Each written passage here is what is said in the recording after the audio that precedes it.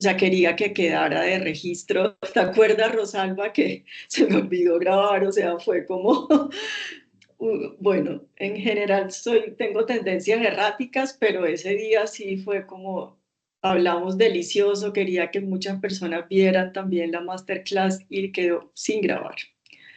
Muy bien, bienvenida Marcela. Y bueno, voy a comenzar. La idea, bueno, es abordar desde una perspectiva literaria este libro, ¿cierto? Y bueno, como les decía, hay dos cosas importantes. Trabajar el género autobiográfico como una textualidad, ¿cierto? Por ahí creo que hay un micrófono abierto, ayúdenme. Como una textualidad de amplificación simbólica para nuestros procesos psíquicos, para nuestras catarsis personales, para nuestras posibilidades de autoconocimiento personal. ¿Cierto? Yo cuando hablo de género autobiográfico estoy hablando de memorias, ensayos autobiográficos, cartas, diarios. Todos los que están aquí conmigo, que sé que ya han estado en mis procesos, saben cómo uso toda la narrativa autobiográfica, pero sobre todo me interesa que hoy la miremos con una perspectiva más profunda, cómo la literatura es un discurso complejo, ambiguo, interesante, ¿cierto? Para acercarnos de una manera mucho más profunda a nuestros dilemas psíquicos. ¿Cierto? Ahorita voy a amplificar esto que estoy diciendo, ¿no? ¿Y eso por qué? ¿Por qué la memoria autobiográfica? ¿Por qué lo autobiográfico? ¿Por qué lo literario y lo autobiográfico? Porque hay una condición muy importante ahí, y es que cuando leemos literatura autobiográfica y memorias personales, nos encontramos con una sintonía muy interesante entre el yo del lector y el yo del escritor. Es como si nos estuviéramos leyendo a nosotros mismos. Es como si leer fuera una participación catártica, ¿cierto? Esto no sucede con todos los géneros, pero sucede. Por supuesto que cuando leemos poesía, que cuando leemos otro tipo de géneros, novelas, ciencia ficción, nos podemos sentir arrebatados por una catarsis personal de reconocimiento. Pero lo que hace a esta literatura especial es que, como dice Vivian Gornick, creemos como lectores estamos creyéndole a ese autor, ¿cierto? No sé si todos aquí como lo saben, ese, sentimos que hay un lector que cree en ese narrador fidedigno. ¿Por qué fidedigno? Le estamos creyendo. Les estamos creyendo en su verdad. ¿Y eso por qué sucede? Eso sucede, aquí me están escribiendo unas personas y siento que no puedo como responderles. Creo que a veces Tim tiene problemas para...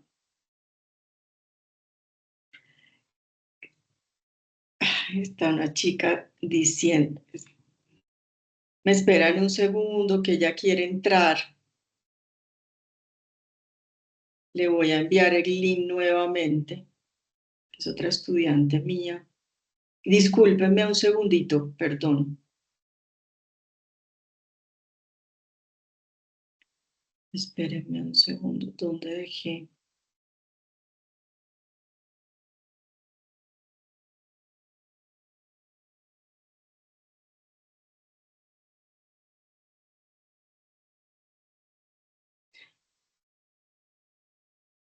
Entonces, básicamente, hasta aquí cómo vamos. Estamos entendiendo qué significa creer en la verdad del autor, creer que lo que está diciendo es verdad y eso cómo nos interpela de manera personal como lectores, ¿cierto? El texto es resultado de una experiencia de vida, ¿cierto? De sus complejidades y padecimientos. El lector siente que sus propios padecimientos y complejidades son compartidas, aminorando la carga existencial y tal vez convirtiendo el texto en una herramienta que clarifique sus propias vivencias. la resignifique y amplifique hasta lograr una mejor comprensión de sí mismo. ¡Wow! Eso es una cosa muy ambiciosa, ¿cierto?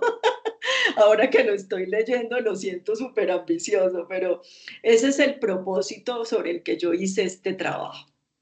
Lograr usar la memoria y la literatura autobiográfica como una herramienta para la amplificación simbólica, para la comprensión de nuestras vivencias, para resignificarlas, amplificarlas, ¿cierto? La psicología analítica usa también otras textualidades en los procesos terapéuticos, los mitos, las leyendas, ¿cierto? Ya de esa textualidad mítica y de leyenda se ha hecho mucho trabajo.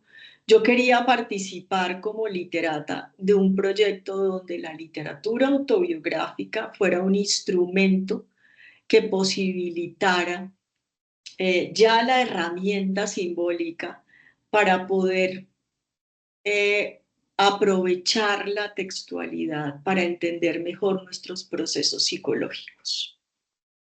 ¿Cierto? Cómo la textualidad autobiográfica nos ayuda a comprender mejor nuestros procesos, nuestros padecimientos, nuestras aflicciones psíquicas, ¿no? Y bueno, por eso decidí hacer este trabajo. Entonces ya estamos entendiendo por qué la literatura autobiográfica y por qué no otra literatura. ¿Qué dicen de esto? ¿Vamos bien con esto? ¿Cierto? Cuando yo leo al yo, cuando yo leo un libro como este, escrito en primera persona, aunque no todas las memorias autobiográficas están escritas en primera persona, escribir en primera persona y leer en primera persona es un puente de reconocimiento, es una catarsis instantánea, ¿cierto? Ahora bien, hasta aquí preguntas, cuéntenme qué les parece esto, cómo han vivenciado ustedes esto, Fernando. ¿Cómo han vivenciado ustedes esto en su vida, cierto? Como lectores también, que yo sé de memorias autobiográficas. Hola, Fernando. Hola, Ángel. Ángel, ¿sí me oyen? Sí, te oímos perfectamente. Bueno, a ver, yo creo que el tema no es tanto creer tanto la verdad de lo que se escribe, sino una especie de verosimilitud, o sea, de que se entiende que es posibilidad de, de entender, de vivencia, pero no creer exactamente en la verdad, porque todo esto puede haber mucha creatividad, imaginación, fantasía y cosas que no Muy son. bien.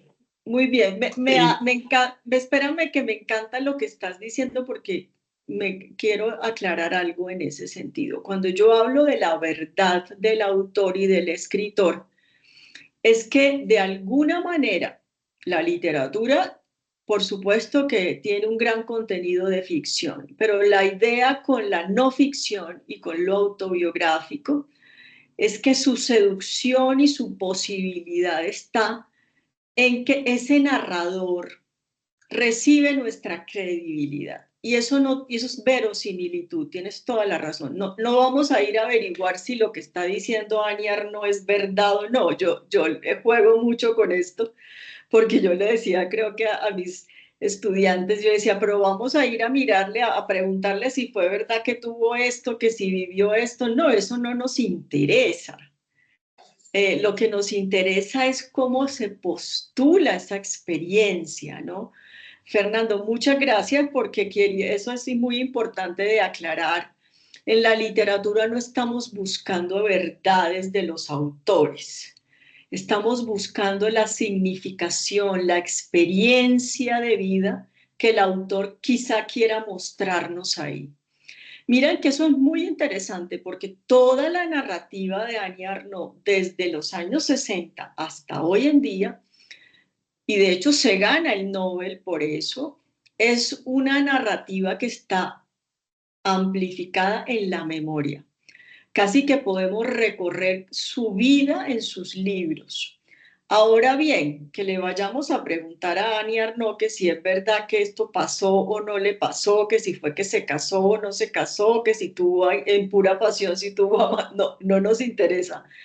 Ese testimonio literario y autobiográfico no nos interesa por su verdad, sino por lo que representa de humano, por las posibilidades de ser y por la posibilidad de compartir una experiencia, ¿cierto? Los detalles de si es ficción o no ficción, yo creo, y lo he dicho hasta la saciedad en mis cursos y en mis talleres, no es lo que perseguimos.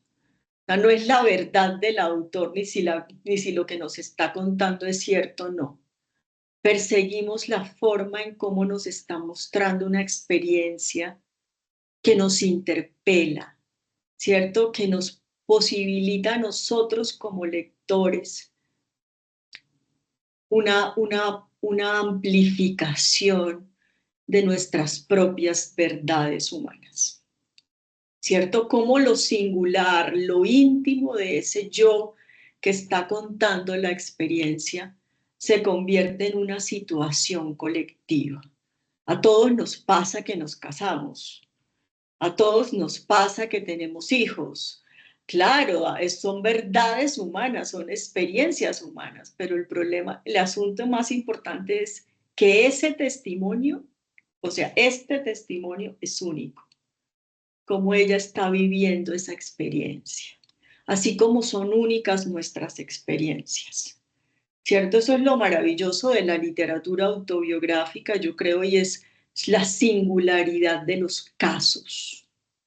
¿Cierto? Casi como los procesos terapéuticos, hoy que está tan en boga el pensar que podemos resolver la vida colectivamente con fórmulas, ¿cierto? Que podemos dar recetas para los colectivos y que Instagram está llena de recetas de cómo tenemos que vivir la vida. Creo que la literatura y la psicología analítica, el psicoanálisis y muchos tipos de psicología y sobre todo la psicología seria también nos hablan de la singularidad. Todos vivimos experiencias de forma singular, ¿cierto? Estamos hablando de una singularidad que no se puede reemplazar con la fórmula. Eso es también la literatura.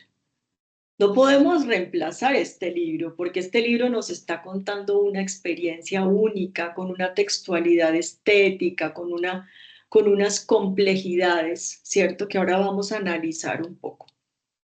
Muy bien, Fernando, muchas gracias y me pusiste como a aclarar eso y es muy importante, por eso las preguntas son tan importantes, ¿cierto? Pregúntenme cosas. A mí se me olvidan también las cosas a veces que tengo que decir, ¿no? Muy bien, ¿cómo vamos hasta aquí? ¿Alguien más? Recuerden que en la parte de arriba está la manito, ¿cierto? Muy bien, entonces, Ana Laura, querida Ana Laura, ¿cómo estás desde México? Muy bien, gracias. Qué Aquí bueno saludarte. mucho gusto estar aquí con una hora menos que ustedes allá en Colombia. Muy contenta de escuchar esta maravillosa clase. De eso que estaban comentando, Angélica, en relación con la pregunta de Fernando, yo me imaginé como este asunto que tú dijiste, todas tenemos hijos. Bueno, todas, muchísimas no los tenemos, ¿no? Entonces yo no voy a contar en un género autobiográfico cómo fue. Ay, pues que a lo mejor aquella vez que tenía aquel novio, pues iba a tener el hijo, pero luego pasó esto y entonces ya no lo tuve. Y entonces con este otro novio pasó esto. No, no es lo que voy a contar, ni a quién le importa. Digamos que eso es chisme, ¿no? Entonces es como en mi vida esa ilusión que a veces tuve por tenerlo, pero que al final no los he tenido y ya no los voy a tener. Creo, ¿verdad? Porque pues ya ven, ¿qué me ha dado? ¿Qué me ha dejado? ¿Cómo lo he vivido de otra forma? Y usando pues los recursos literarios y los conocimientos de psicología y que se conviertan en un relato creíble que toque a los otros porque me toca a mí, pero no estoy con el chisme, pues. Muy Y bien, eso. muy bien. Que es un poco lo más extremo de lo singular o lo más extremo de lo íntimo, toca al colectivo. Entre más podamos entrar en la profundidad de nuestra singularidad y de cómo vivimos nuestras experiencias, ¿cierto? Más podemos llegar a tocar a los otros. Porque en el fondo todos tenemos experiencias similares, pero como las vivimos es lo que lo hace diferente, ¿cierto? Nadie vive una experiencia como otro. Se nos ha olvidado, esto es muy interesante porque como estamos en la era de las fórmulas y de hacer lo que, entonces no se nos ha olvidado lo importante que es la singularidad y la literatura nos permite reconocer esa singularidad. Muy bien, vamos a hacer algo. Voy a entrar como en unas conceptualizaciones muy breves. No me voy a extender con ellas, pero también es para que aprendan, porque, para que de alguna manera puedan incluir estos conceptos y amplificarlos en sus búsquedas. Aquí hay personas que han tomado conmigo este módulo se llama Imágenes reflexivas y vidas simbólicas, es la tercera parte de la ruta. Ana Laura ha tomado, ha estudiado a Jung, Victoria, personas que están aquí han tomado este módulo, si desean amplificarlo, aquí estoy, si quieren estudiar conmigo también. Voy a tocar estos conceptos de manera muy rápida, porque si fuera por mí, creo que me quedaría toda la mañana solo hablando de esto. Pero como queremos llegar a la literatura, ¿cierto? Voy a pasar por encima un poquito. Solo dos conceptos aquí. Los primeros, primera y segunda mitad de la vida, son dos conceptos junguianos muy importantes, ¿cierto? Casi que la psicología analítica junguiana es una psicología de la segunda mitad de la vida, ¿cierto? La primera mitad de la vida está dedicada en gran medida a adaptarse a los poderes del mundo exterior y sus demandas suprapersonales. La proyección de los arquetipos de los primeros padres y los del ánima y el ánimus hacen posible que la conciencia se desarrolle en dirección al mundo exterior. Ahora les explico. Y la segunda mitad de la vida es un ciclo de vida importante, pues debe convocar las potencias del yo para que nos ayude a convertirnos en lo que realmente somos. La primacía del yo en el mundo le da paso a la búsqueda interior de una mejor relación con lo que Jung llama el sí mismo. Entonces estamos hablando como que la vida se parte en dos. La primera parte de la vida es para desarrollar al yo, casarnos, tener hijos, todo el tema del mundo exterior. Vamos a mirar esto luego en el libro, ¿no? Estas conceptualizaciones son un poco para después cómo las adaptamos al libro. Y la segunda mitad de la vida es una segunda mitad muy importante, ¿no? Porque básicamente está atravesada de cumplir no ya las demandas del exterior, sino de cumplir nuestras demandas internas, de realizar el destino personal. Esto es muy bonito de la psicología analítica porque nos pone ya no frente a lo que la demanda exterior nos pide. Sean esto, cumplan con esto, eh, reglamentariamente tienen que hacer esto para poder ser funcionales. Esta segunda parte de la vida es el encuentro del yo consigo mismo y con sus propias verdades personales.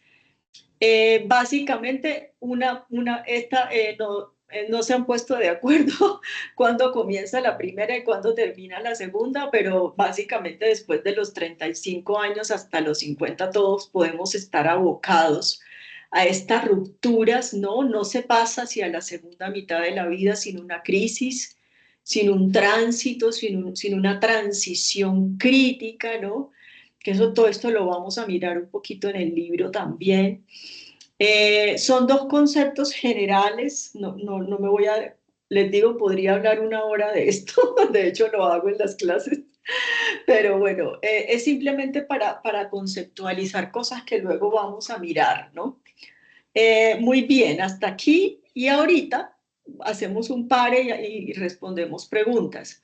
También otra forma muy interesante de entender la analítica junguiana es a través de los arquetipos del desarrollo. Son 4. No vamos a trabajar todos aquí, no se preocupen, aquí solo vamos a trabajar uno que es el ánima y el ánimus, cómo nos relacionamos con eso femenino y masculino que hay en nosotros. ¿cierto? Esto es un poquito simplemente para pasar por encima. Los arquetipos del desarrollo son 4: persona, sombra, ánima y animus y cinismo, ¿no? La persona, ¿no? Nos está abocando a todas esas máscaras a las que básicamente nos sumamos para poder sobrevivir en el mundo, ¿no? No podemos sobrevivir sin máscaras. Aquí yo tengo la máscara de profesora en este momento, ¿no? Por supuesto que cuando salgo de aquí no la puedo seguir teniendo. Entonces, básicamente, es un arquetipo muy fácil de reconocer. La sombra es un arquetipo que se ha hablado un montón y bueno, se ha vuelto casi un cliché, es un arquetipo precioso de trabajar y reconocer en nosotros. Es ese malestar psíquico, ¿no? Cuando empezamos a descubrir como sujetos colectivos y personales nuestros malestares más profundos, ¿no? Todas esas cosas que no son luminosas de nuestro yo, que a veces las ocultamos para no mostrarlas a los demás. Delicioso arquetipo de trabajar. Les cuento que tengo casi 4 clases donde solamente hablo de sombra. Y ánima y animus, que es el tema con el que más vamos a trabajar hoy, ¿cierto? Que es el que vamos a intentar un poco como reconocer más en el libro, ¿sí? Es esa contraparte, esa pareja alquímica, esa androginia psíquica, ambos son conceptos muy junguianos, ¿sí? Como en nuestra propia psique habita lo masculino y lo femenino, cómo nos relacionamos con eso, cómo lo proyectamos en los otros, ¿cierto? Y finalmente el arquetipo del cinismo, que es ese gran encuentro con el destino personal, que nos cuesta toda la vida. Llegar a la segunda mitad de la vida no significa que llegamos al cinismo. Casi que en la segunda mitad de la vida es cuando empezamos a trabajar sobre el cinismo, ¿cierto? Es cuando empezamos por primera vez a reconocer qué es lo que nos motiva, ¿cierto? Hacia dónde queremos dirigir nuestro destino personal.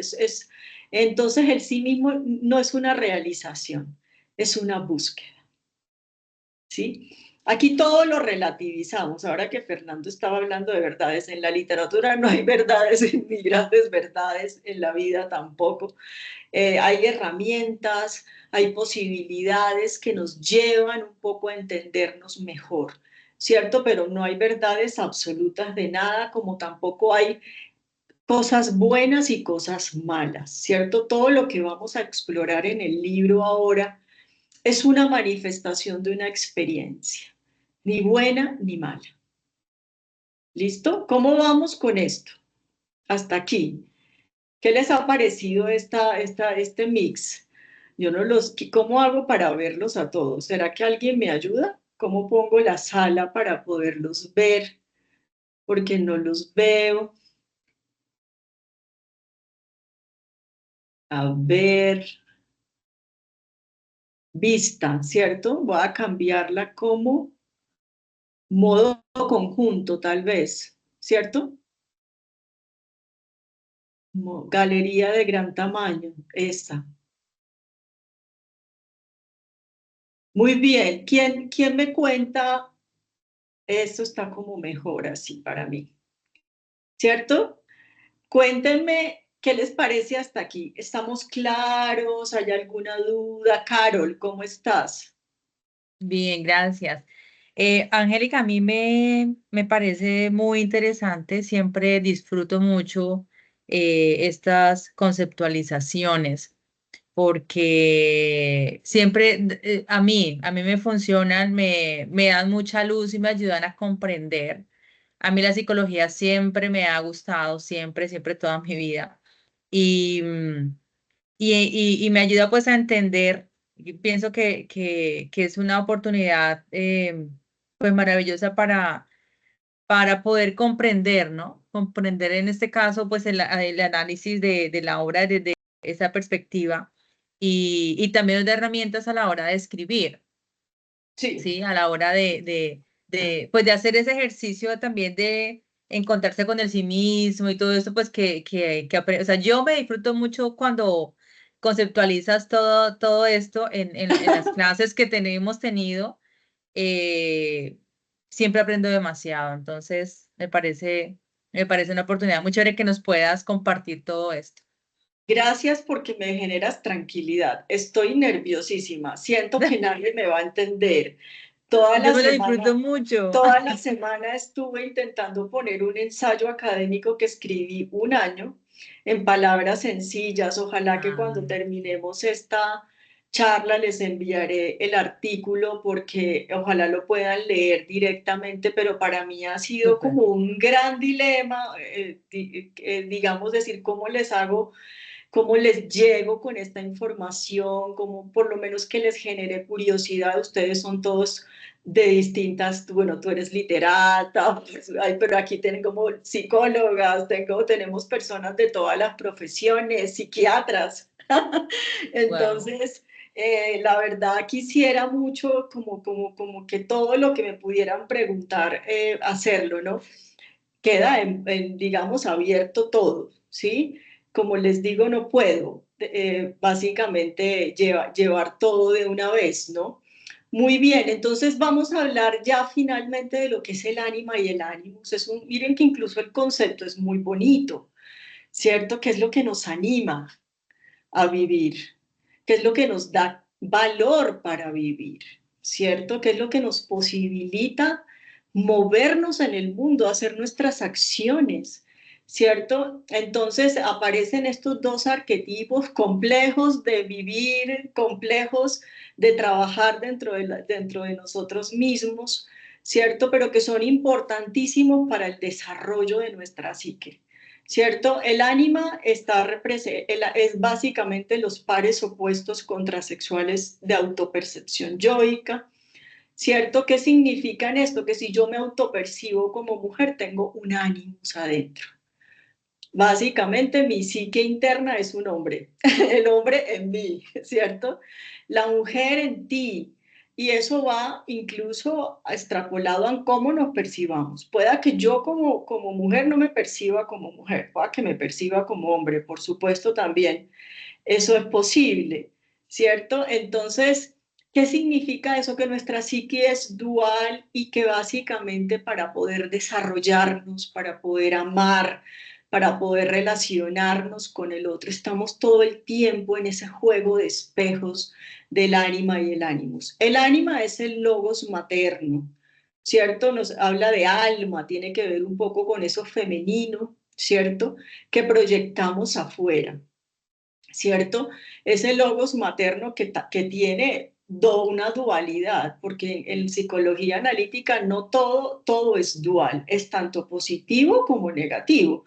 Hay ánimas, cuando está el ánima es positiva, cuando ama, cuida, cuando genera toda la posibilidad de lo materno, ¿cierto? Pero también está la madre monstruosa, ¿cierto? Todos sabemos que no hay luz sin oscuridad, entonces los arquetipos en Jung, todos tienen una contraparte negativa, ¿cierto? Entonces está el exceso de lo maternal, el exceso de lo maternal que puede ser agobiante, obstructivo, ¿cierto?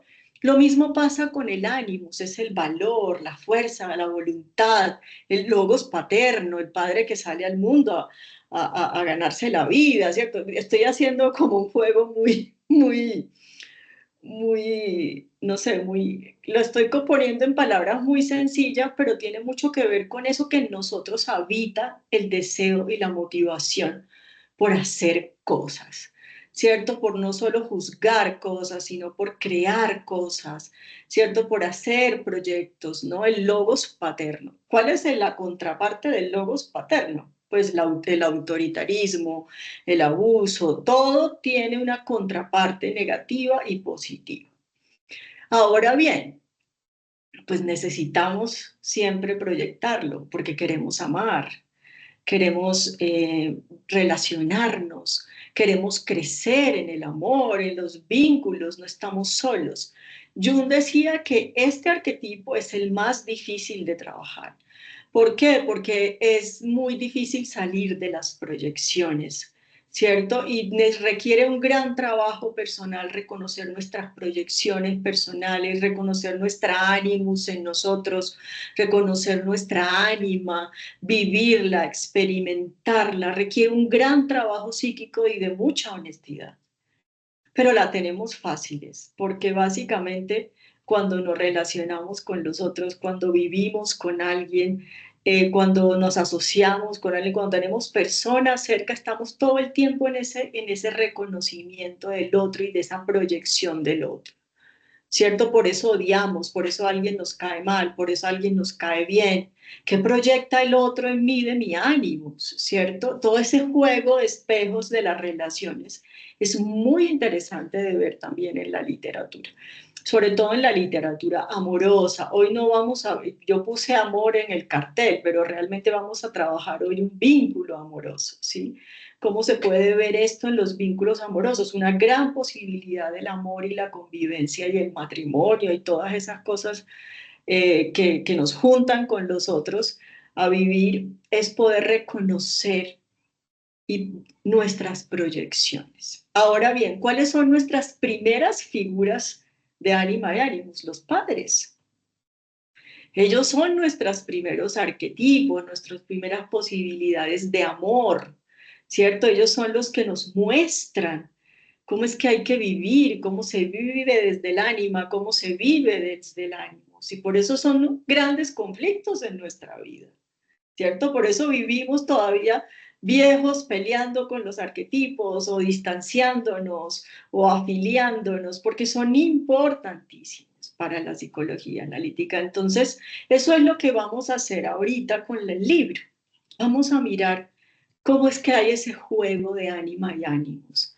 Difícil en el libro, ¿no?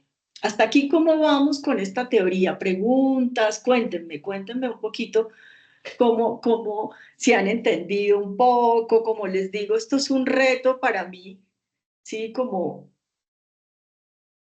Así que respondo preguntas hasta aquí. ¿Alguien? ¿Alguien? Fernando. Bueno, yo quería señalar que en la literatura, no, lo que se escribe, autobiográfica incluso, lo que se escribe no siempre es lo que pudiéramos llamar, entre comillas, real de lo que le pasa, sino que es la forma en que se puede ver uno mismo, la forma también creativa de expresar muchas cosas, al punto que en esas locuras, en esas cosas, se expresan en el fondo, muy escondidas, los traumas y los condicionamientos internos que se tienen, que en ocasiones ni siquiera el mismo autor es consciente, Sí. porque cuando se analiza se Por puede supuesto. encontrar. Por supuesto, y tienes toda la razón, y ahí me das pie para entrar al libro. O sea, Annie Arnaud, por supuesto que no va a escuchar ni va a leer mi ensayo, ni nada de esto. Yo estoy usando esa textualidad para reconocer unos potenciales, ¿cierto? Y eso es clase 1 en literatura, Fernando, gracias. Cuando hacemos crítica literaria, cuando hacemos hermenéutica literaria, ¿cierto? El autor no tiene nada que ver con esto. Lo que hacemos es intentar buscar en la hermenéutica, en la interpretación, posibilidades humanas, posibilidades de entender las emociones, los traumas, ¿cierto? El autor ni se da por enterado cuando escribió tal vez todo lo que está haciendo, ¿cierto? Aquí estoy viendo a Mao y estábamos hablando el otro día de que porque con Mauricio estamos en un grupo de estudio, les aprovecho un poco un paréntesis para invitarlos el próximo año, vamos a hacer un grupo de estudio de literatura y psicoanálisis, Mauricio, gran amigo, psiquiatra, psicoanalista. Estuvimos haciendo un ejercicio con La muerte en Venecia, de Thomas Mann. O sea, un libro de casi un siglo antes, ¿es cierto? Thomas Mann ni siquiera lo podemos entender ahora en este momento y sin embargo hicimos un reconocimiento interesantísimo, Mao. No sé si nos cuentas un poquito de cómo vivimos eso, ¿no? Hicimos un análisis de la muerte en Venecia con dos conceptos freudianos, ¿te acuerdas? pulsión de vida y pulsión de muerte. Y nos quedó divino, ¿cierto? Nos ayudó un montón. Pero Thomas Mann jamás va a pensar desde su siglo allá atrás que nosotros estamos haciendo esto, ¿cierto? Lo que hacemos es usar la textualidad literaria para ayudar a comprender mejor nuestra condición humana. ¿Sí? No sé si Mao quiera decir algo a esto, al respecto, ya que estamos invitándolos para el próximo año que vamos a tener este grupo de estudios de psicoanálisis y literatura. ¿Qué Bueno, dice pues Mao? yo qué diría, pues que, claro, ese texto lo hicimos, lo analizamos, lo examinamos desde el psicoanálisis freudiano, ¿no? Que es, eh, se diferencia bastante del psicoanálisis junguiano, digámoslo así. Eh, y, y pues con dos, digamos que pensamientos o dos temas que son bien diferentes al que estamos viendo acá, ¿no? Que era, si bien es el amor, era esos conceptos de la pulsión de vida y de la pulsión de muerte, ¿no? Que son bien, bien interesantes. Aquí estamos viendo otros conceptos que es el ánima y el ánimos, de los cuales no estoy muy familiarizado porque a Jung no lo he estudiado mucho, pero me parece muy interesante que uno pueda hacer este tipo de psicoanálisis aplicado, ¿no? Uh-huh. Freud, cuando empezó, él intentó hacerlo, ¿no? Él intentó, por ejemplo, psicoanalizar sueños de personas famosas o, por ejemplo, él tiene un texto sobre el primer recuerdo de Leonardo da Vinci, ¿no? Tratando como de, desde el psicoanálisis, entenderlo. Bien interesante, pero luego Freud empezó como a sentirse un poco, digamos que incómodo, porque él decía, bueno, pero no, Leonardo da Vinci no está aquí para decirnos qué fue lo que soñó o por qué lo Sí. soñó o hacer todas las relaciones con su propio recuerdo y con sus propios sueños, ¿no? Esa es una cosa que me parece bien interesante de este tipo de análisis y es que también un poco, digamos que viene de uno mismo, ¿no? Digamos que es como usando mi propio filtro para leer desde lo que yo sé Uh-huh. la vida de otra persona, ¿no?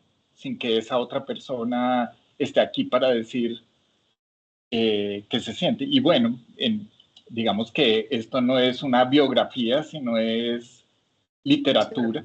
Como Sí. estábamos hablando, no necesariamente tiene que tener esa, digamos que, ser verdad así a rajatabla, ¿no? Uh-huh. Bueno, no sé qué piensas tú, Angie. Sí, Mao, gracias. Bueno, quería como que dieras tu opinión también de cómo te estaba pareciendo, porque de alguna manera este primer ejercicio que estamos haciendo hoy ya vamos para la novela, vamos para la memoria, a ver cómo lo armamos, a ver si lo logramos armar o no. Cierto, es importante que aterricemos la psicología también a la literatura un poco. Y la idea del próximo año es que este grupo de estudio use psicoanálisis freudiano, junguiano, un poco para analizar la literatura que es tan valiosa, ¿no? Entonces, gracias y aprovecho ahí para contarles que tenemos esos planes para el próximo año. ¿Listo? Muy bien, entonces vamos a La mujer helada de Annie Arnaud, ¿cierto? Lo que hice, como para hacerlo más sencillo, es que puse solo frases del libro, ¿cierto? Frases del libro como para que también conozcan un poco cómo está escrito y ahí empezar como a pensar un poco estos conceptos, ¿no? Bueno, este libro, yo lo pensé así, ¿no? Termina con el principio, ¿cierto? Como muchos libros, termina con el síntoma, si lo vamos a poner desde lo psicológico, ¿cuál es el síntoma? El título nos está dando el síntoma, ¿cierto? La mujer helada, ¿cierto? Ya sabemos que hay un síntoma que abordar. Se acabaron sin que me diera cuenta los años de aprendizaje. Después se convierte en una costumbre, una suma de ruidillos en el interior, molinillo de café, cazuelas, profe discreta, mujer de ejecutivo vestida de charelo o de roquier en el exterior, una mujer helada, ¿cierto? Y ahí parece que se abre el libro. Pero esto es este es casi el final, ¿sí? ¿Qué significa eso? Que el síntoma nos está abriendo una posibilidad de análisis en el libro, ¿cierto? Hay una falta de alma, de ánima, hay una ausencia de ánima en este síntoma, ¿no? Una mujer helada, ¿cierto? Una mujer que se ha... profe, una resignación. Una resignación, una mujer que se ha quedado con las máscaras exteriores, ¿cierto? Una mujer que se afilió a las máscaras exteriores, pero que por dentro está muerta, está helada, está fría. Miren todo lo que podríamos decir y simbolizar solo con este párrafo, ¿cierto? Helada de la casa, ya lo cotidiano no me habla. El café, las cosas que antes me hablaban, que estaban llenas de alma, ya no me hablan, ¿cierto? Ya veo que Carol tiene el libro ahí, ya se lo leyó, ¿cierto? Entonces, básicamente nos está abriendo las puertas a muchas interpretaciones. Aquí, ¿cómo llegó ella a ese estado? Sería la pregunta. ¿Cómo armamos el entramado hermenéutico y entonces en 250 páginas nos lo va a contar? ¿Cierto? ¿Por qué años de aprendizaje? Entonces ahí pienso en la primera mitad de la vida. ¿Cierto? Los años de aprendizaje, los años donde aprendemos a vivir, ¿cierto? A exteriorizarnos cuando nos casamos, tenemos hijos, tenemos una profesión. De hecho, el libro y todo lo que articula el libro es el matrimonio. Y cómo se relaciona ella con sus padres, entonces bueno, ahorita voy para allá, pero todo el hilo conductor del libro más importante es cómo ella ha vivido su matrimonio, ¿cierto? Ese es el eje central. Ahora vamos a mirar de cuáles son las partes de eso, pero básicamente ya nos está mostrando una sintomatología. Todos nos hemos sentido helados en algún momento, todos hemos estado en esos umbrales de la primera y la segunda mitad de la vida. De alguna manera todos hemos sentido que los años de aprendizaje de la primera parte de la vida ya no significan nada y caemos un poco en esa inercia, ya sea a través de un matrimonio, a través de una profesión, a través de una práctica espiritual que ya no nos dice nada, a través de una vocación que ya no nos dice nada, ¿cierto? Digamos que el ejemplo acá es la vida matrimonial, pero esto podría extenderse a muchos otros motivos. Todo lo que podría helarnos por dentro, matarnos por dentro y sin embargo tener que seguir fingiendo por fuera. ¿Cierto? Ya abrimos un poquito ese panorama. No vamos a resolver tampoco el conflicto, porque aquí no estamos destinados a eso. Ahora bien, ¿qué sigue en la novela? ¿Cómo comienza la novela? Es un comienzo precioso. Es un comienzo maravilloso porque vuelve a los orígenes, ¿cierto? A sus arquetipos primeros de ánima y ánimos. Mis mujeres, las mías, vociferan todas.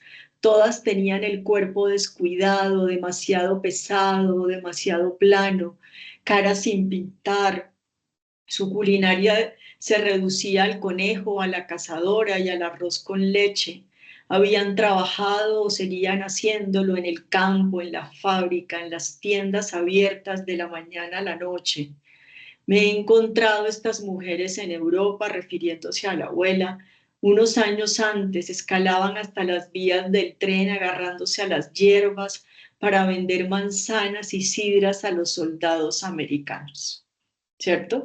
Un poquito para darles, mira la descripción maravillosa y esa descripción nos habla de una fuerza de lo femenino, ¿cierto? Ahí no pude traerles, son 5 páginas describiendo, porque eso es lo maravilloso también de la literatura, que describe y expone con imágenes, ¿cierto? Bienvenida, Andrea, que estaba por queriendo entrar también. Entonces, básicamente hay miren el contraste, ¿sí ven? De lo que acabamos de leer con esto. ¿Sí ven el contraste? El contraste de esta fuerza de los ancestros del ánima, estas mujeres, hay fuerza, calor, hay casi que vemos un montón de emociones vivas ahí y la contrastamos con la mujer anterior, ¿cierto? Y es muy interesante porque el libro comienza con esas mujeres. Ella comienza a pensar cuáles eran sus mujeres, su misión, básica, adherencia como a las formas, ninguna. Ella no encuentra ahí sino esto, ¿cierto? Así comienza el libro y son unas 5 páginas describiéndonos esto.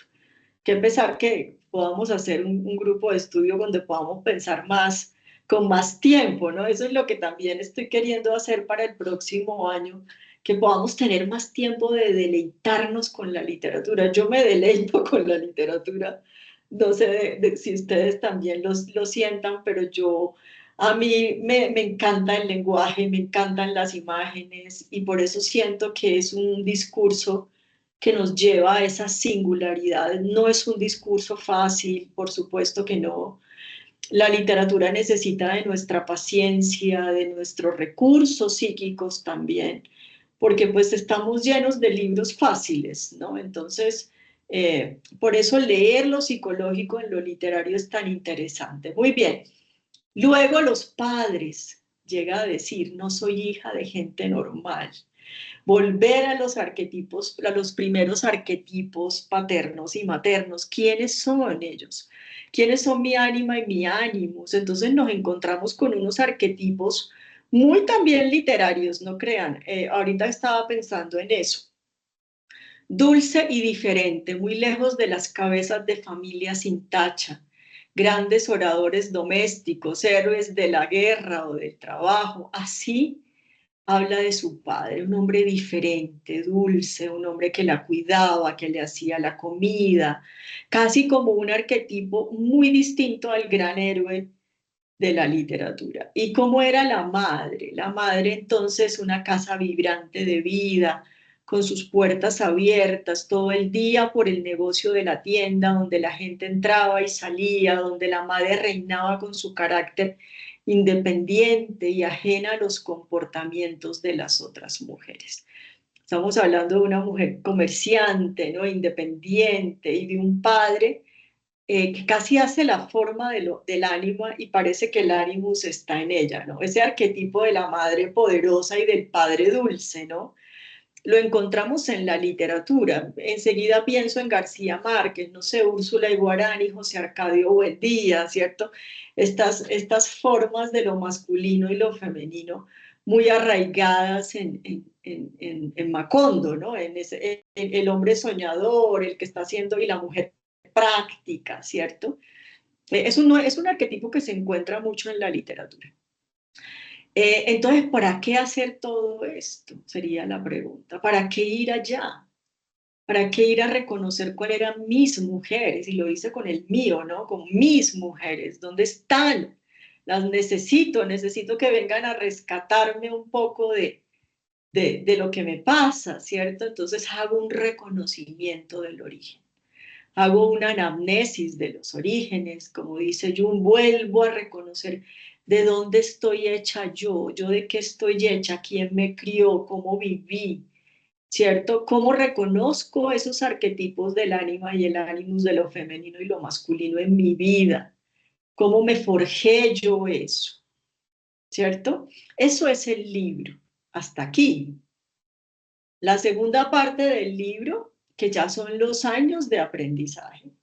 ¿cierto? Es entrar ya en el complot del meollo del problema, ¿cierto? Los años de aprendizaje, y es muy interesante. Ahí yo creo que me voy a saltar un montón porque el libro habla de la pubertad, el libro habla de los primeros amores, las primeras amigas, los primeros reconocimientos sexuales, el amor en la adolescencia, en la juventud. El libro es riquísimo en todos esos detalles, ¿cierto? Pero pues no me voy a detener en esa parte porque pues ya son las 11 y no quiero como quitarles más tiempo. Ahí entonces el conflicto, ¿cierto? El conflicto. Al día siguiente me siento culpable, el matrimonio. Mucho planear por los espacios sublimes de la filosofía. Ella era profesora y estudió literatura y filosofía, la protagonista. Mucho desertar sobre la inmortalidad del alma para acabar refugiándome en el ideal de la revista femenina estilo de la moda, soñando en el fondo con ser una mujercita de mi casa. Está buenísimo, ¿no? Toda la dicotomía de la intelectualidad. Quiero ser una intelectual, pero también quiero ser una ama de casa burguesa, ¿cierto? Quiero ver. Entonces siempre hay ese dilema en el libro de cómo ella se distancia de los arquetipos maternos y paternos y busca el refugio en ese suelo perfecto del matrimonio burgués, de la señora de su casa, ¿cierto? Ante todo, armarme bien para la vida, ingenuidad la de mi madre. Creía que el saber y un buen oficio me protegerían de y contra todo, incluido el poder de los hombres. Y no se imaginan que estamos ante un matrimonio ni abusivo ni malo, no. La literatura aquí, digamos que no estamos hablando de que ella esté hablando de que el matrimonio es malo, ni que le fue mal, no. Ella nos está contando su experiencia con su matrimonio, ¿cierto? Las desigualdades que sufrió en el mismo, ¿cierto? Unas desigualdades a las que las mujeres estamos abocadas en cualquier época y en cualquier momento, tal vez ahora menos, ¿cierto? Una mujer que tiene 2 hijos, un marido que va a trabajar, pero que le toca ser profesora y hacerlas graduarse, se casa a los 23 años, se rinde un poco como a eso y ella empieza a sentir en todo el libro un reconocimiento de una desigualdad muy fuerte en el matrimonio, donde a ella le tocó hacer todo, donde ella básicamente había una franca desigualdad en los oficios, digamos en la vida doméstica, mientras ella tenía los niños, hacía los exámenes para graduarse de profesora. Digamos que había todo no sé cómo explicarles el conflicto, pero creí que de pronto estas 2 frases nos daban una idea de cómo se fue rindiendo ella de alguna manera en esos años de aprendizaje. Y ahí entra el otro problema, el otro análisis interesante. Ya no los padres de ambos, cómo los padres de ambos entran en ese conflicto, cómo esos patrones arquetipales del vínculo también tienen que ver, ¿cierto? Mi padre sigue a lo suyo mientras se come la langosta, mi madre habla, enfrente es todo lo contrario, un señor padre como Dios manda, fuerte personalidad, autoridad natural, ejecutivo, se impone como guía de la conversación, pero la señora madre, deliciosa, enjollada, no está distraída, escucha a su marido y le ríe todas las gracias. Contrario a ella, su marido tiene una familia muy convencional, ¿cierto? Un papá muy prototípico y una mamá bastante sumisa. ¿Quién creen ustedes que termina ganando la pulsión ahí? ¿Qué arquetipo creen ustedes que termina ganando? Pues el de él, ¿cierto? Termina ella El padre. convirtiéndose en eso, el del padre. Claro, es por supuesto que la figura del esposo, el libro está dedicado a su ex marido Philip, así que no, es básicamente un homenaje a él, pero ¿quién termina ganando esa pulsión? Y eso es lo que dice el siguiente párrafo. Mis metas de antes se pierden en una nebulosa, menos voluntad. Por primera vez me encuentro a la posibilidad de un fracaso con indiferencia. Cuento con sus éxitos, los que él, al contrario que yo, cada vez se esfuerza más. Se concentra más en mí mientras yo me diluyo, me aletargo. ¿cierto? Entonces va viendo la desigualdad de alguna manera en esa pulsión de ganancia donde él se va convirtiendo en su padre y ella un poco en su madre, ¿no? Y ahí hay una cosa muy interesante que es el letargo termina en eso que leímos al principio, en la mujer helada. ¿Cierto? La mujer helada no se construye sino en años de vida enteros, ¿cierto? Los años de aprendizaje, 15, 20 años, hijos, de todo, ¿no? Entonces, básicamente, ella es un relato muy bonito, no se los puedo como manifestar, se los dejo ahí porque no podemos entrar en todos los detalles de lo que ocurre realmente en ese vínculo, donde siempre está en disputa en lo femenino y lo masculino. ¿Quién soy como mujer? ¿Por qué no me puedo posicionar? ¿Quién es él? Y básicamente en esa pulsión siempre termina ganando alguno de los dos arquetipos parentales, ya sea el de ella o el de él. Ingenuidad la de mi madre. Creía que la educación y un buen trabajo me podría librar del poder de los hombres. Es que es buenísima.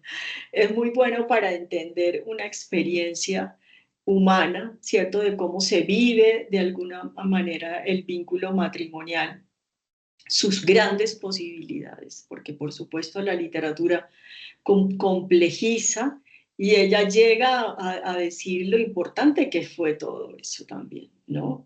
Porque es que en la literatura nada es bueno o malo, hay una complejidad que se articula, ¿cierto? Ella lo llama los años de aprendizaje. ¿Qué hubiese sido sin esos años?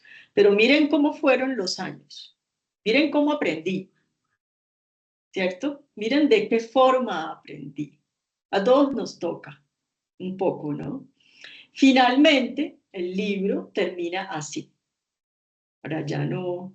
En la plaza jardinada de la estación, había dejado de correr el agua sobre la estatua en medio de la fuente. Me parecía que ya no tenía cuerpo, nada más que una mirada puesta en las fachadas de las casas de la plaza, la verja de la escuela San Frois, el cine Savoy, donde echaban, he olvidado el título. Justo al borde, justo, pronto me pareceré a esas caras marcadas, patéticas que me echan atrás de las peluquerías cuando las veo volcadas en el lavacabezas. Dentro de cuántos años, al borde de las arrugas que ya no puedo ocultar, de las carnes flojas. Este es un pedazo tenaz. Así acaba el libro. Una mujer sin cuerpo, una mujer helada. ¿Cierto? Y resulta que cuando yo termino esto y estoy en medio del trabajo, digo, pero yo necesito resolver esto, ¿cierto?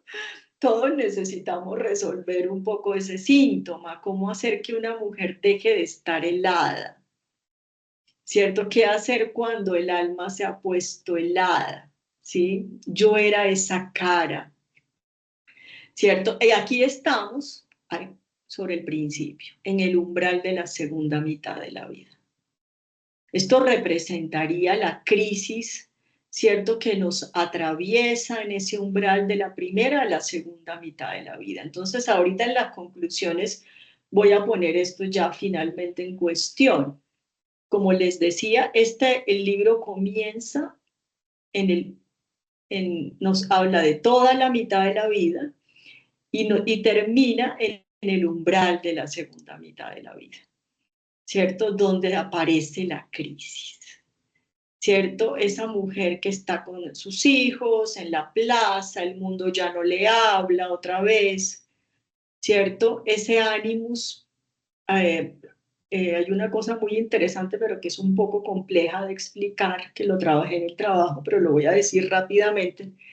Emma Jung, que es la esposa de Jung, hace un libro dedicado solo al ánima y el ánimus, y ella dice que cuando el ánimus en nosotras, las mujeres, se vuelve malsano, nos quita la energía de vivir. O sea, básicamente esta sintomatología sería un ánimus malsano, un ánimus negativo, ya no el ánimus para crear, para hacer cosas en el mundo, sino un ánimus que se vuelve contra nosotras mismas, que nos suma en la depresión, que nos suma en el sinsentido, ¿cierto?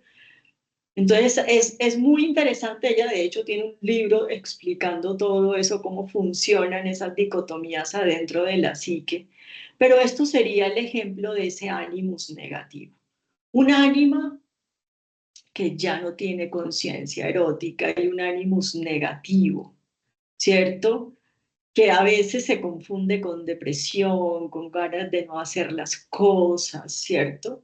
Eso sería un ánimus negativo, un ánimus que juzga. Las mujeres a veces juzgamos mucho y creamos menos, ¿cierto? Hay que crear más y juzgar menos, ¿cierto? Pero nos encanta mucho ese juego del juzgar la vida y no crearla, ¿no? Ahora bien, cuando yo estaba en mi investigación me pasó algo muy interesante y es que yo sentía que tenía que resolver este síntoma. Yo, pero uno cómo se vuelve, cómo se derrite, ¿cierto? ¿Cómo hace que la vida vuelva a tener sentido, ¿no? Y aquí están un poco las conclusiones. Me tropecé con un libro de Gastón de Bachelard que también habla del ánima. Y él hace una propuesta muy interesante, ¿no? De lo que podría ser el reconocimiento, el volver al ánima, volver al alma, volver a vivir la vida desde el ánima, ¿no? Volver a esa poética de la vida, ¿no? De hecho, mientras estaba haciendo esta investigación, créeme que el conflicto de Annie se volvió mi conflicto, ¿no? También yo atravesé los umbrales de la segunda mitad de la vida y entonces sentía que necesitaba una respuesta, ¿sí? Y la encontré en Bachelard, ahora se las voy a contar un poco. Conclusiones. Podemos asumir entonces ese borde como el fin de la primera mitad de la vida y el inicio de la segunda mitad de la vida, lo que les decía. El destino personal se pone en evidencia y solo aparecen dos opciones: o creamos nuestro destino o morimos en las predicciones del síntoma. Ahí me puse un poco trágica, ¿cierto? Como, bueno, ¿qué vamos a hacer con la vida? ¿O vamos a morirnos en el síntoma o vamos a asumir nuestro destino, ¿cierto? Vamos a trabajar con nuestro ánimus negativo para volverlo un ánimus más positivo, ¿cierto? Para nuestra protagonista y narradora, su historia personal la ha llevado a un fortín cerrado, a convertirse en una mujer helada, en una imagen de ánimus malsano que ha dejado entrar por la puerta de adelante. Aquí es donde tal vez se hace necesario la acción de derretirse, pues el hielo es agua que retorna al origen. Miren qué interesante, pensé en la figura del hielo como agua que se derrite. ¿Cuál es el origen del hielo? El agua, ¿cierto? Me encantó la metáfora para pensar como una forma de recuperar el ánima positiva, sea volver al agua, a esa imagen, ¿cierto? De lo acuático, al ánima que pertenece la ensoñación que vive el presente de las imágenes felices. Estas imágenes se fundan en una íntima calidez, en la constante dulzura en que toda alma baña el núcleo de lo femenino, ¿cierto? Estamos hablando de cómo Bachelard entiende la poética de lo femenino. Volver entonces al ánima y al agua implicaría un retorno a lo que Annie hizo con el libro. Volver a reconocer a sus ánimas del origen, ¿cierto? Volver a reconocer ella de dónde viene, volver a esos arquetipos, a hablar con ellos, a dialogar con ellos, que eso fue lo que hicimos hoy, lo que hace el libro, ¿no? La literatura expone, describe y se adentra en las entrañas del psiquismo humano para ayudarnos a comprender mejor nuestra naturaleza y sus ciclos de vida. Todo el libro es una anamnesis de los orígenes, como dice Jung, y es también un proceso de escritura que incluye la síntesis y la integración de los procesos de vida. Al hacer todo el libro, ¿cierto? Es una manera, ahí sí desde la escritura, como decía Carol también, como desde la escritura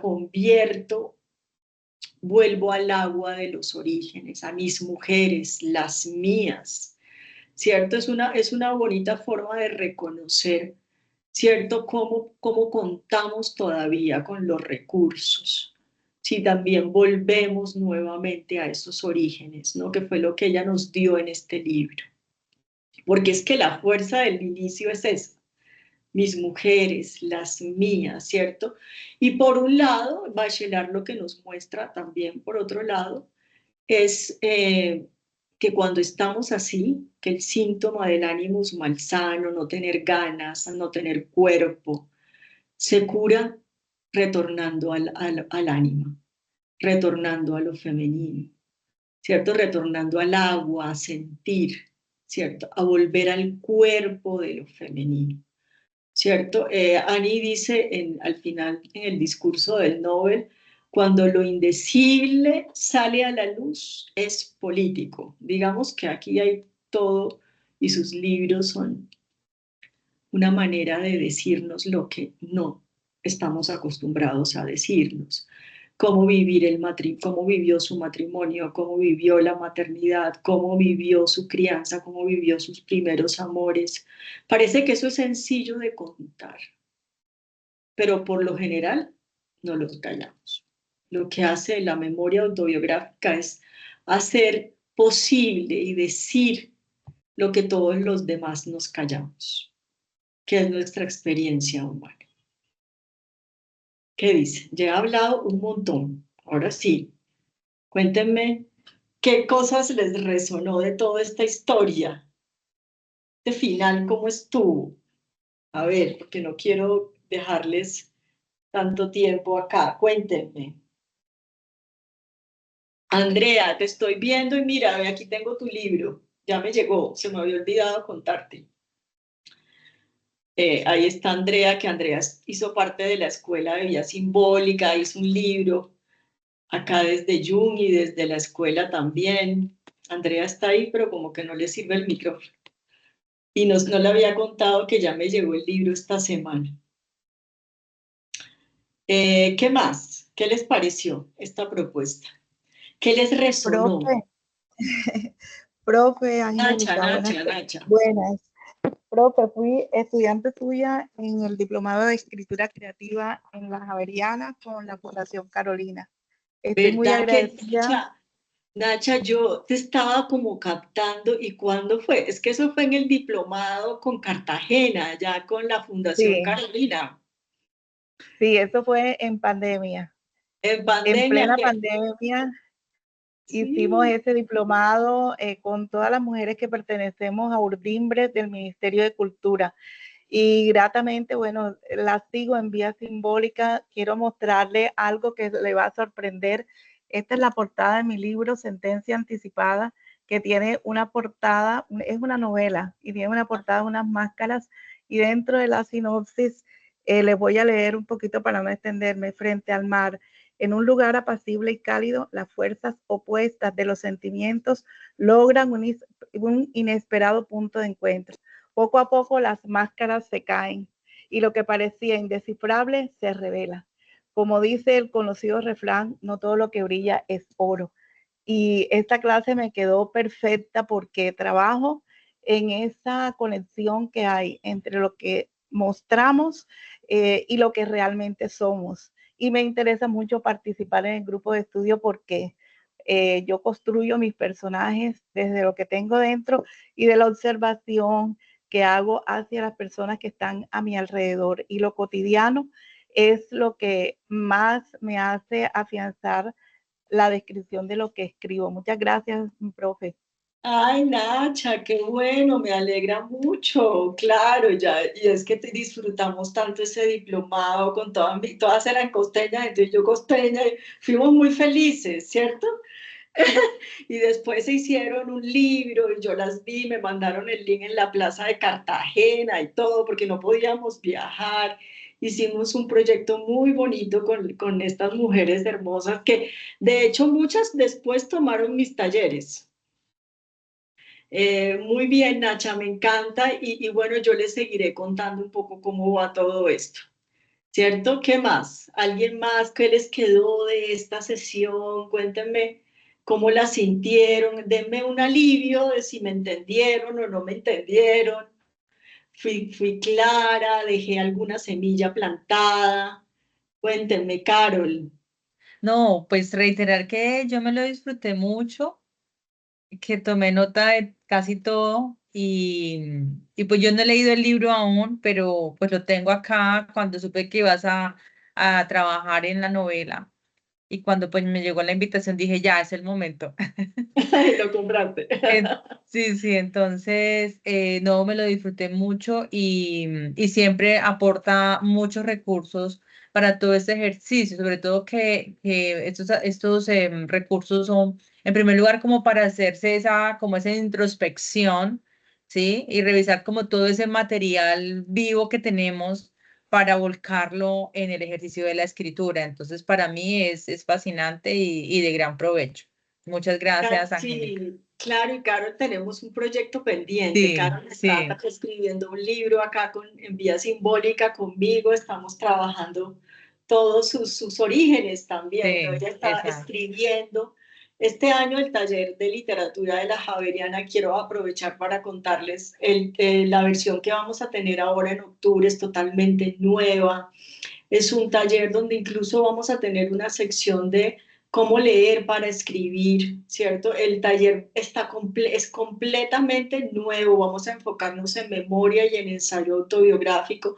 Les llegará la invitación, ahora mismo no tengo la fecha exacta, pero la próxima semana me la van a decir porque acabé incluso quería cambiarle el nombre al taller porque quiero renovar todo. Pero entonces me dijeron que no le podía cambiar el nombre y cambié solo la mitad y entonces están invitadas porque todo el contenido Okay. es nuevo, es un contenido donde nos vamos a formar y a pensar ya desde el ensayo y la memoria autobiográfica, vamos a escribir, todo es nuevo, la idea, pasé todo el semestre trabajando en la nueva propuesta. Así que les Súper. enviaré la invitación. Preguntas, cuéntenme qué cosita, una cosita que se lleven de la sesión de hoy. A ver, todos. Una cosita. Así me pongo como profe de colegio. A ver, una cosita que les haya quedado de la sesión de hoy. Una cosita. Yo, Quiten su micrófono si a, no saben cómo participar. O hagan así. a ver, Ana Laura. a mí me deja una ilusión enorme de esta segunda mitad de la vida, todo lo que se puede hacer y crear y hacer una vida hermosa. Muchas gracias, Angélica. Gracias a ti, Ana Laura. Sí, a tomar nuestro destino con las manos. Marcela, cuéntame de dónde te conozco. Estoy intentando pensarte. Dime. Sabía que no, es que te queda muy difícil acordarte porque yo estuve en unos cursos que hiciste en la librería El Arcano sobre escritura autorreflexiva, ahí te conocí. Entonces, como me quedé en tu, ¿cómo se llama? En la base de datos, Sí, recibo tu información y como que me conecté con la pieza que hiciste. Em, y la verdad, creo que conocí a Annie por ti, compré algunos de los libros, leí, ¿cómo es que? Bueno, empecé a leer uno, pero no lo he acabado. Y la verdad, la semilla que sembraste es que lo voy a leer, porque cuando hiciste la diapositiva o comentaste la diapositiva del comienzo, sí, claro, eso es un espejo. Eso es un espejo porque entonces tú empiezas a ver cómo, esto, aunque no tenga los hijos o haya trabajado en una revista, creo que la metáfora se puede entender de sí. cómo hombres y mujeres, por lo que estabas explicando, que también me gustó mucho como explicaste de una forma muy sencilla y muy fácil de entender la parte del ánima y el ánimo no la conocía. Entonces, en mí deja sembrada, primero, como leer más Jung, porque no lo he leído, lo conozco, pero no soy experta. Y segundo, irme al libro, leerlo. Soy de las que lee, escribe y relee y relee. Así que un espacio como estos, o si vas a fundar para el próximo año espacios de comentar libros, de estudio, de temas alrededor o de libros que se puedan juntar alrededor de un tema, me parece que son espacios bastante terapéuticos, entre otras. Acabo de pasar por el año pasado, fue un año muy difícil para mí y creo que este espacio me da muchas herramientas para seguir como descifrando como lo que le pasa a uno, porque esa es la otra, le pasan a uno cosas y uno no entiende lo que le está pasando y encontrarse con la herramienta de la literatura y la escritura ha sido completamente, en mi caso, pues muy sanador. Entonces, Gracias, Marcela, y qué bueno que estés aquí. Claro, yo estos 5 años han sido 5 años muy que he hecho de todo. Ahora me acuerdo de todas las cosas donde he estado, Cartagena, el diplomado, esos son unos talleres que hice en Marcela, claro, en la Casa Arcano, por supuesto, allá donde Nubia, claro que sí. Pasa que como me mudé para el norte ya dejé un poco como el barrio, entonces como que, pero por supuesto que les voy a seguir contando.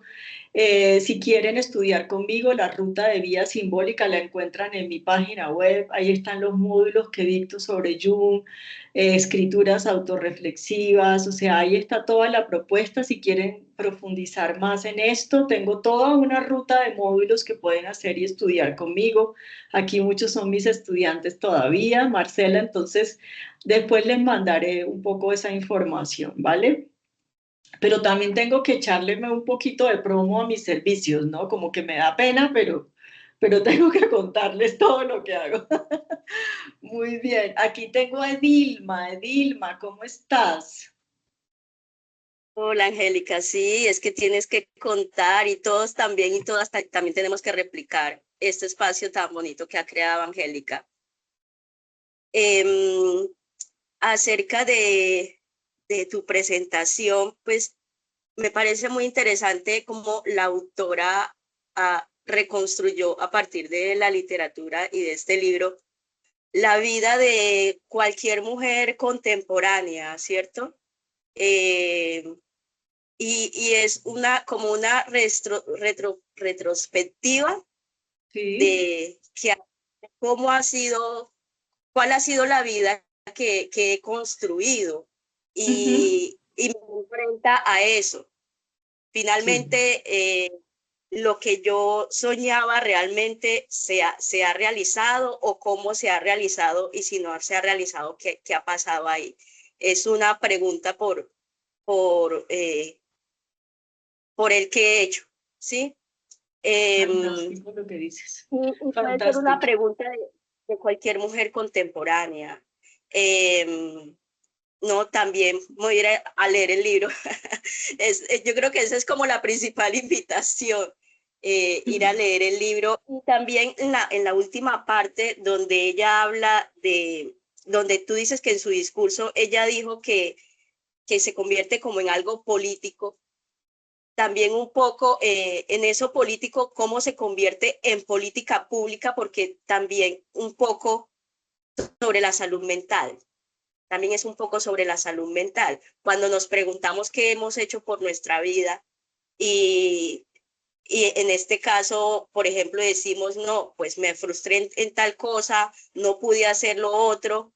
Eso también pasa por la salud mental y es una pregunta de qué se hace desde lo público por la salud mental en este escenario, en este contexto. Edilma, me encanta lo que dices. Creo que resume todo ya. Podemos despedirnos con lo que estás diciendo. Es la pregunta por cómo hemos vivido nuestra primera mitad de la vida, cómo la idealizamos, cómo nos frustramos con ella.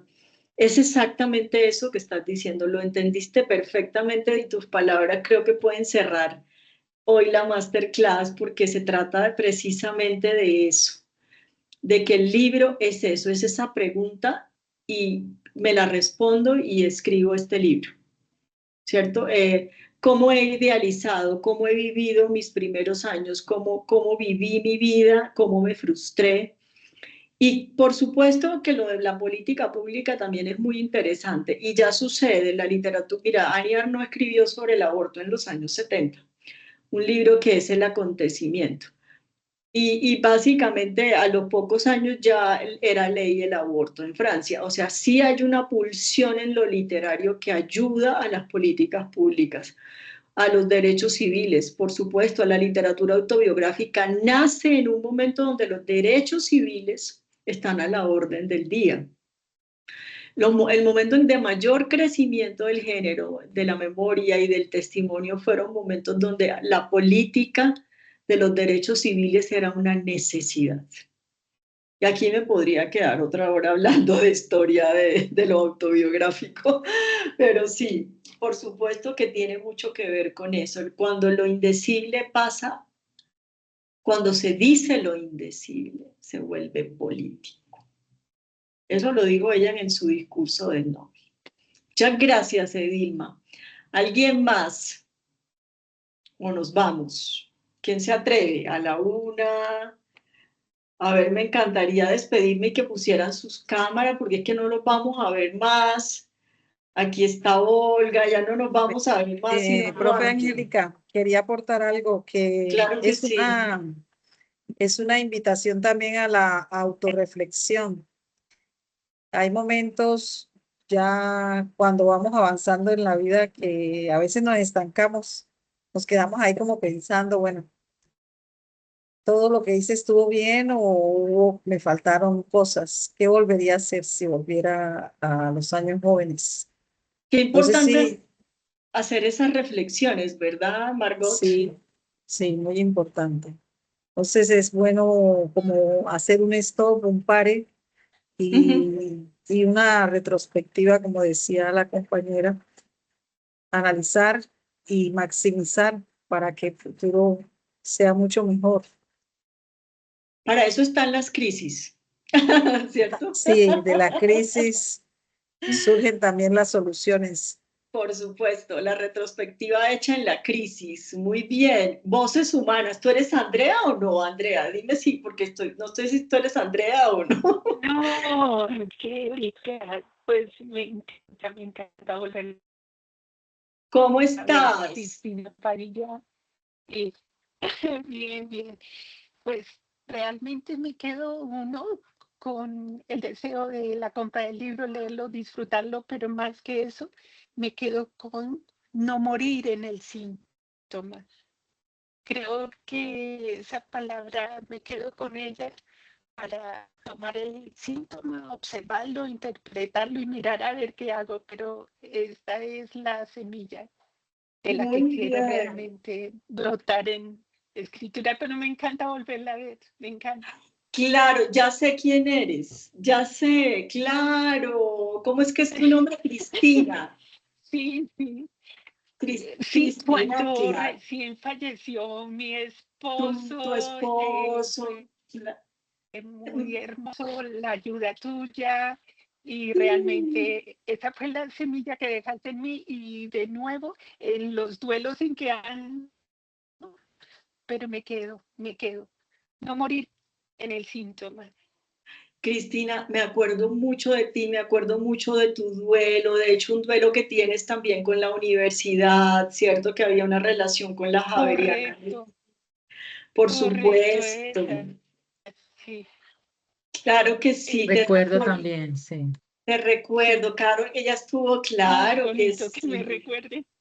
Gracias. Cristina, qué bueno saludarte, me alegra tanto volverte a ver. Qué Gracias, bueno. igual me encanta y hay Es que te estaba no morir en confundiendo. el síntoma. Sí, te estaba Gracias. confundiendo con otra alumna mía que se llama Andrea, que acabé de recibir su libro, que perdóname, pero no. Me alegra verte, ahí está mi Gracias. correo, escríbanme, cuéntenme cómo están. Para mí siempre es un placer saber de ustedes. ¿Listo? Gracias de corazón. Estamos celebrando 5 años con Vía Simbólica, con el taller, y esto es un encuentro y una manera de volvernos a reencontrar. 5 Escríbanme. años de fallecimiento. Sí, es correcto. Bueno. Bueno, ¿quién más? Olga, ¿querías decir algo? Sí, buenos días. Buenos días. Yo solamente quiero decir que en esta, como dicen, en esta mitad de la vida que yo tengo más de la mitad de la vida con muchas crisis. Y cuando conocí a Angélica, yo pasaba por una crisis y ella me ayudó a transitar muchas crisis porque sigo teniendo crisis. Pero he aprendido que de las crisis sale algo positivo porque a mí me ha hecho resurgir y gracias a la escritura he podido como cerrar ciclos en mi vida y siempre resurgirán nuevas crisis. Y yo ya apuntando a los 60, me doy cuenta que cada vez quiero vivir más, pues desde otro lugar, definitivamente. No es fácil reconocer que estamos envejeciendo y a veces eso es una crisis muy grande, pero pienso que a través de la escritura y de los ejercicios que estoy haciendo con Angélica y de las lecturas y sobre todo este libro, que la verdad yo le empecé a leer, en cierta forma como que yo me he visto reflejada y muchos nos veremos reflejados ahí y definitivamente pienso que lo que nos mantiene vivos es ese deseo de hacer cosas y definitivamente la literatura me ha enseñado a que puedo resignificar mi vida a través de las palabras y de la escritura. Y eso me ha dado, créanme, que muchos motivos para seguir adelante. Y seguirán otras crisis, y ahorita estoy en una crisis fuerte, pero tengo mucha actitud para seguir adelante y la verdad, gracias, Angélica. Gracias, Olga, qué linda tú con tu mensaje. Aquí te estamos acompañando, yo te estoy acompañando todavía y bueno, para mí es muy importante escucharlos también porque yo vivo como en un activismo con la literatura y con la escritura, aunque no me considero activista, Olga, pero muchas gracias, ¿cierto? Gracias a todos por estar, por darse una horita y media hoy de estar acá, darse este espacio. Esta de la grabación va a quedar en YouTube, por si la quieren recuperar.